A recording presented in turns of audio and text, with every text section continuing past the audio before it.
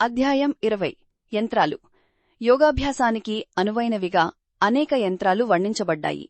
అవి చాలా వరకు ఉన్నతమైన గణనల ప్రకారం అమర్చబడిన రేఖలు. వాటిలో కోణాలు మరియు భూములు ఉంటాయి. వాటిలో అత్యంత ముఖ్యమైనది శ్రీయంత్రం.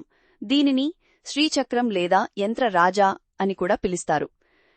ఈ యంత్రాన్ని ఈ పుస్తకంలోని మొదటి చిత్రంలో చూడవచ్చు. శంకర భగవత్పాదాచార్యార్ దేవాలయాలలో మరియు ఆలయాలలో మేరు ప్రస్తారం లేదా భూప్రస్తారంగా పూజించడానికి ఉపయోగించిన యంత్రం ఇదే. దీనిని జంబుకేశ్వరం ఆలయంలో చూడవచ్చు.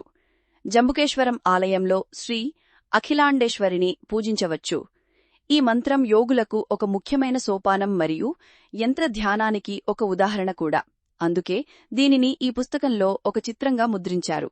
మంత్రాల రహస్యాల వలె యంత్రాల రహస్యాలు కూడా గురువు ద్వారానే తెలుస్తాయి కాబట్టి వాటిని ఇక్కడ వివరించలేదు. మీరు భక్తితో ఇంట్లో దీపం వెలిగిస్తే అదే ఉత్తమమైన రక్షణ అని నేను నమ్ముతాను. 2. మేము సమర్పించే యంత్రాల రహస్యాలను ప్రకటించకపోయినప్పటికీ మేము యంత్రాలను పూజిస్తాము. కైలాసమూరై నీలప్రతియార్ చెప్పినట్లుగా ధ్యాన విషయాలను ప్రకటించిన వారిలో ఒకరిగా నేను ఈ లేఖ రాస్తున్నాను. కైలాస ప్రాంత ప్రజలు కార్యసిద్ధి కొరకు యంత్రానుష్ఠానం చేస్తారు. వారు చెక్క లేదా వస్త్రంపై వ్రాస్తారు.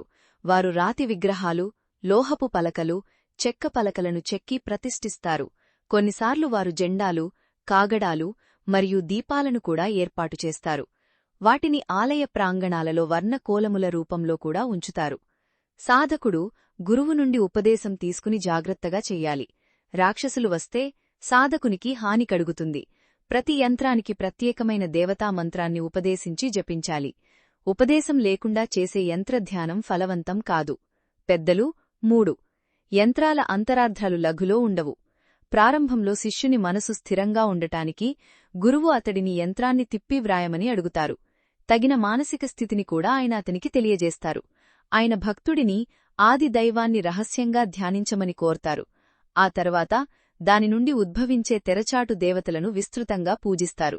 అనంతరం ఆ తెరచాటు దేవతలను ఆదిదైవంలో విలీనం చేయమని, ఆ ఆదిదైవాన్ని దాని ప్రతిభాగంలో లీనం చేయమని కోరతారు.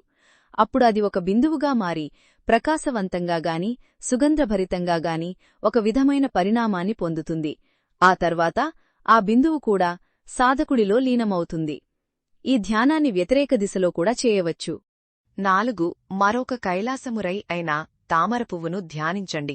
దాని మధ్యలో ఉన్న ప్రధాన దైవాన్ని, ఇరువైపులా ఉన్న ఆవరించి ఉన్న దేవతలను ధ్యానించండి. ఆ పువ్వు మూసుకుపోతుంది. ఆవరించి ఉన్న దేవతలు కూడా ప్రధాన దైవంలో విలీనమవుతారు మరియు అది కూడా మూసుకుపోతుంది. దాని నుండి ఒక కాంతి వెలువడి సాధకుడిలోకి ప్రవేశిస్తుంది.